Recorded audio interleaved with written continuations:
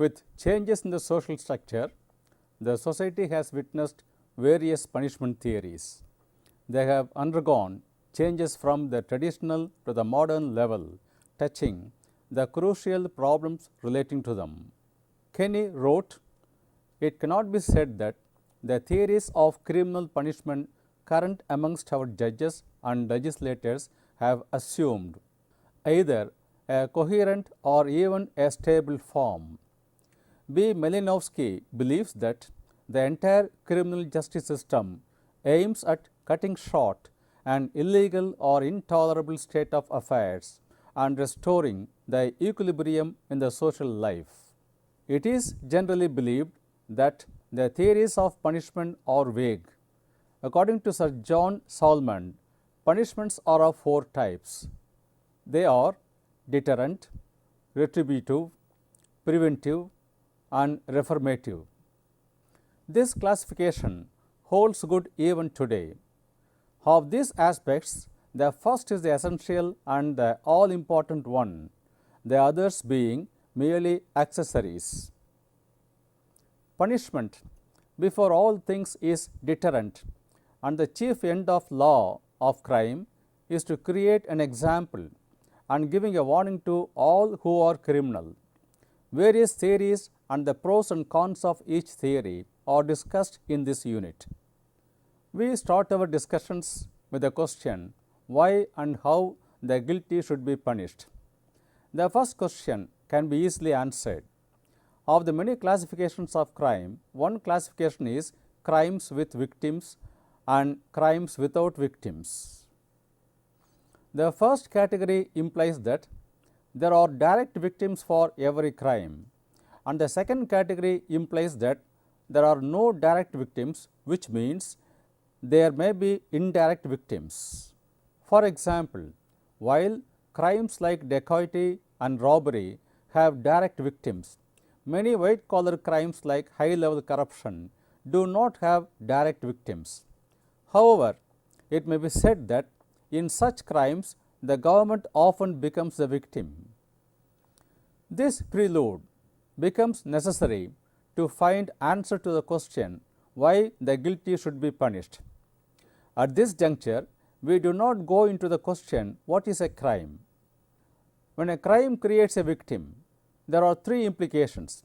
One is the victimization of a certain degree, and secondly, any crime defined by the Indian Penal Code is a violation of the law of the land. Thirdly, the punishment given to the offender should become a lesson for the rest of the people with criminal tendencies. These three implications answer the question why the guilty should be punished.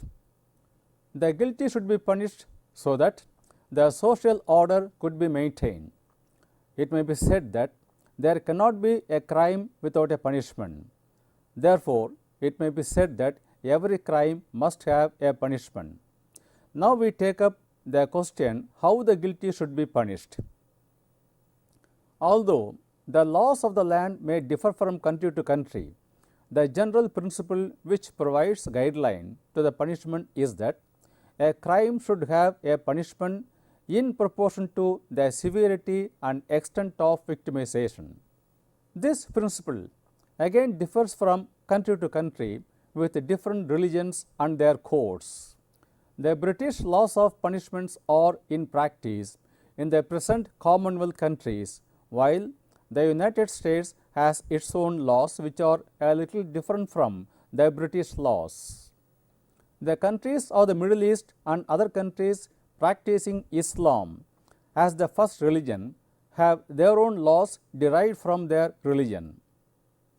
Similarly, crimes also are viewed differently in different countries and in different periods, and this in turn have its own impact on the extent of punishments.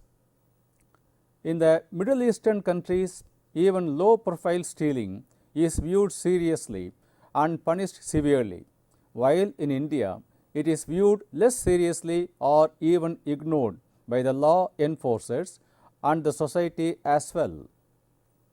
Moreover, the Indian Penal Code also has provisions to consider the circumstances under which a crime was committed, This means, to some extent, circumstantial justification of a crime is also allowed.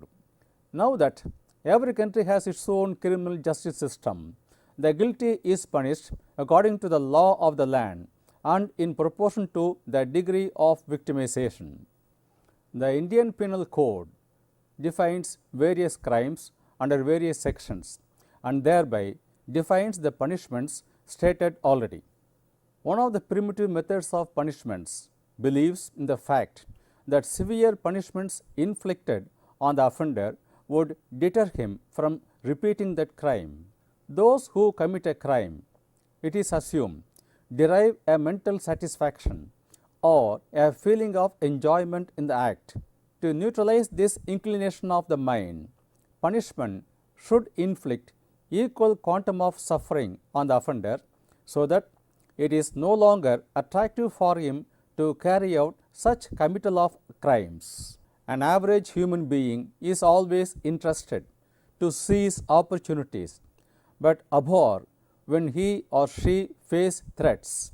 But in reality, pain, threat or challenges actually strengthens and purifies a man and so an organization. Jeremy Bentham, the founder of this theory, states, general prevention ought to be the chief end of punishment as its real justification. An unpunished crime leaves the path of crime open, not only to the same delinquent, but also to all those who may have the same motives and opportunities for entering upon it. Then we perceive that punishment inflicted on the individual becomes a source of security for all. Bentham's theory was based on a hedonist conception of man, and that man as such would be deterred from crime if punishment were applied swiftly, certainly and severely. But being aware that punishment is an evil, he says, if the evil of punishment exceeds the evil of the offense, the punishment will be unprofitable. The basic idea of deterrence is to deter both offenders and others from committing a similar offense. But in Bentham's theory, there was the idea that punishment would also provide an opportunity for reform. While a person goes on seeking pleasure, he also takes steps to avoid pain. This is a new system of political philosophy and ethics developed by Jerome Bentham and John Stuart Mill in the 19th century called utilitarianism. It postulates human efforts towards maximization of pleasure and minimization of pain as the goal. The main ethical imperative of utilitarianism is the greatest good for the largest number of people. The fear of consequent punishment at the hands of law should act as a check from committing crimes by the people. The law violator not merely gets punishment, but he has to undergo an obnoxious process like arrest, production before a magistrate, trial in a criminal court, etc., that bring about a social stigma to him as the accused. All these infuse a sense of fear and pain, and one thinks twice before venturing into committing a crime, unless he is hardcore criminal or one who has developed a habit for committing crimes. Deterrent theory believes in giving exemplary punishment through adequate penalty. In the earlier days, a criminal act was considered to be due to the influence of some evil spirit on the offender for which he was not directly responsible. Thus, to correct that offender, the society resorted to severe deterrent policies. But in spite of all these efforts, there are some lacunae in this theory. This theory is unable to deter the activity of the hardcore criminals as the pain inflicted or even the penalties are ineffective.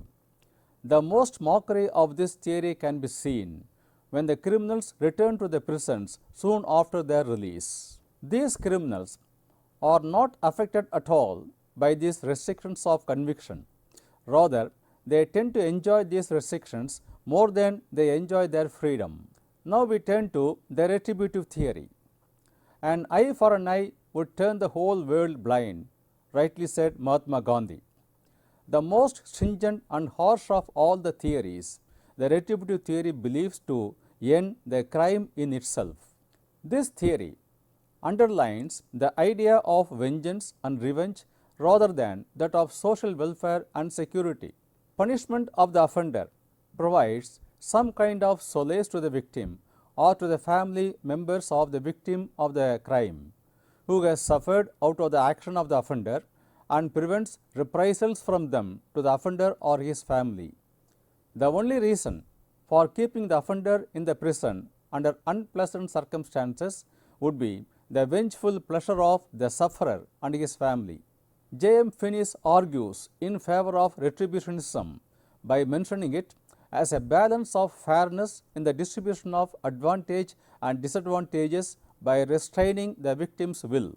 Retributives believe that considerations under social protection may serve a minimal purpose of the punishment. Traditional retributionism relied on punishing the intrinsic value of the offense and thus resort to very harsh methods. This theory is based on the same principle as the deterrent theory and the utilitarian theory. This includes our sense of hatred towards the criminals and a reliance on him as a butt of aggressive outbursts. According to Sir Walter Moberly, punishment serves to express and to satisfy the righteous indignation which a healthy community treats as transgression. As such, it is an end in itself. The utilitarian theories are forward-looking. They are concerned with the consequences of punishment rather than the wrong done, which, being in the past, cannot be altered. A retributive theory, on the other hand, sees the primary justification in the fact that an offense has been committed which deserves the punishment of the offender. Kant argues that retribution is not just a necessary condition for punishment, but also a sufficient one.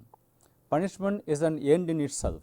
Retribution could also be said to be the natural justification in the sense that a man thinks it quite natural and just that a bad person ought to be punished and a good person rewarded.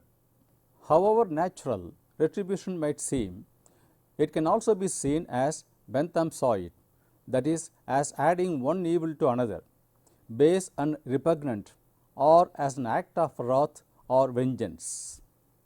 Therefore, as we consider divine punishment, as we must bear in mind, and as Rowell says, the doctrine of hell was framed in terms of a retributive theory of punishment, the wicked receiving their just deserts with no thought of the possible reformation of the offender. Insofar as there was no deterrent element, it related to the sanction of hell provided for ensuring moral conduct during a man's earthly life. Thus, we see that this theory is closely related to that of expiation, as the pain inflicted compensates for the pleasure derived by the offender. The significance of the retributive theory lies in the fear, which still plays an important role in the minds of various first-time offenders. But the basis of this theory, that is vengeance, is not accepted in a civilized society. This theory has been severely criticized by modern-day penologists and is redundant in present-day punishments. And now we turn to the preventive theory. Unlike the former theories, this theory aims to prevent the crime rather than avenging it. Looking at punishments from a more humane perspective, it rests on the fact that the need of a punishment for a crime arises out of mere social needs. That is, while sending the criminals to the prisons, the society is in turn trying to prevent the offender from doing any other crime and thus protecting the society from any antisocial elements. Prevention is better than remedy is a globally accepted dictum. Thus, it must be quite clear now that the law only aims at providing general threats but not convictions at the beginning itself. Even utilitarians such as Bentham have also supported this theory, as it has been able to discourage the criminals from doing a wrong, and that also without causing any severity on the criminals. The present day prisons are fallout of this theory. The preventive theory can be explained in the context of imprisonment as separating the criminals from the society and thus preventing any further crime by that offender. Also, by putting certain restrictions on the criminal, it would prevent the criminal from committing any offense in the future. Supporters of this theory may also take capital punishment to be a part of this theory.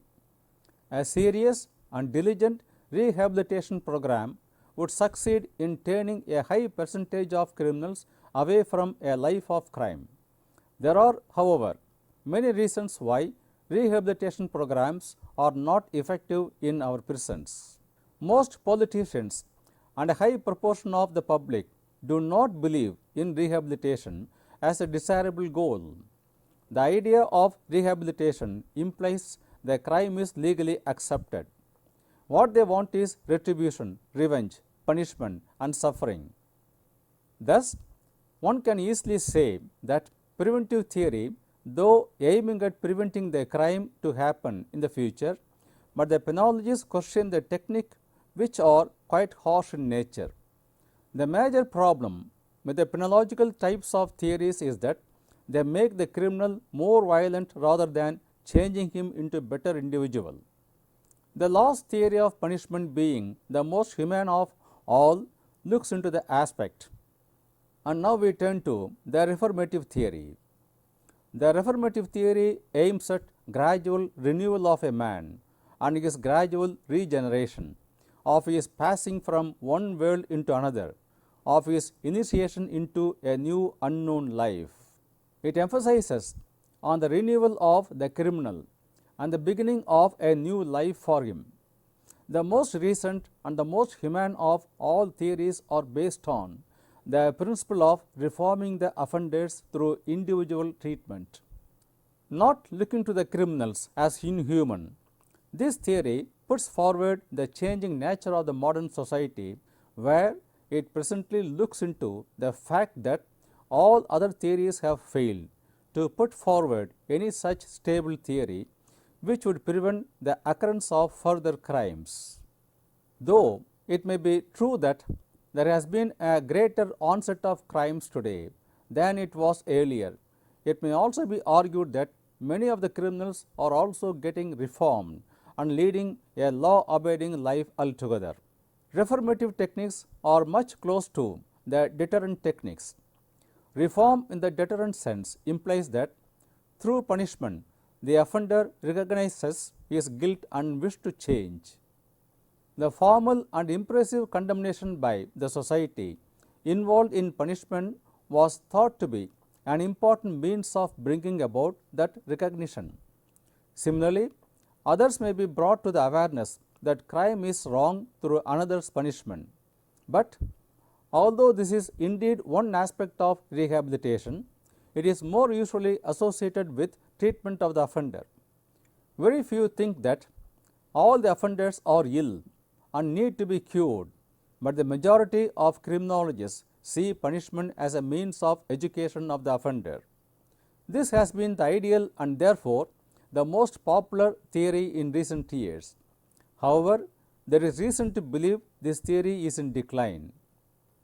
Lord Windlesham has noted that if public opinion affects penal policy as he thinks it, then there will be more interest shown in retribution in the future. This theory aims at rehabilitating the offender to the norms of the society, that is, into law-abiding member. This theory condemns all kinds of corporal punishments. These aim at transforming the law offenders in such a way that the inmates of the penal-correctional institutions can lead a life like a normal citizen. These prisons, or correctional homes as they are termed humanly, treat the inmates and release them as soon as they are fit to mix up with the other members of the community. The reformation generally takes place either through probation or parole as measures for reforming the criminals. It looks at the seclusion of the criminals from the society as an attempt to reform them and to prevent them from social ostracism. Though this theory works stupendously for the correction of juveniles and first-time criminals, in the case of hardened criminals, this theory may not work well. In such cases, deterrence theories and the retributive theories have greater application. Reformative theories are now widely accepted at the global level in spirit and letters. Compared to the early periods, the later half of the 20th century and more particularly the last one decade have witnessed great changes in the prison conditions in India and many other countries. Delhi Tihar jail presents now a much better condition when compared to what it was many years back. Many kinds of reformative measures such as educational facilities for those who want to continue their education, games and sports, yoga clubs, recreational facilities, medical facilities, visits by members of the family, free legal aid, vocational training facilities are provided to the inmates in the midst of rigorous prison conditions. Mrs. Kiran Bedi, IPS, former DGP of Delhi, successfully conducted yoga programs for thousands of the inmates of Tihar jail when she was in charge of the Tihar jail. The Indira Gandhi Open University is doing a yeoman service in this regard by extending its educational programs to most of the central jails in the country. In the state central prison of Tamil Nadu, established at Pulal near Chennai, many correctional measures stated above have been introduced during the past 7 to 8 years. There are also open prisons in many states in India, where the prisoners are kept in more liberal conditions.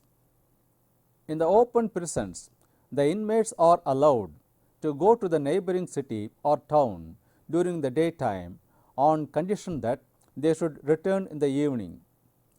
Such open prisons do not have security walls, bars or armed guards around. Members of the family or friends are allowed to visit the inmates during daytime. The inmates are also given work in the prison camp during daytime and are paid wages for their work. They can use these wages to buy their requirements in the prison canteen. All these measures, which are in line with the Human Rights Manifest of the UN, aim at reforming the convicts and putting them back into the mainstream of life. Such open prisons are found in many countries today. In conclusion, we can say that although reformative punishments are accepted in principle all over the world, except in Muslim countries, the other three principles, that is, deterrent, retributive and preventive, are found predominantly in the criminal justice system. In the criminal courts, the tone with which punishments are awarded are mostly in terms of retribution and not reformation. The principle of reformation is applied only in the case of juvenile offenders.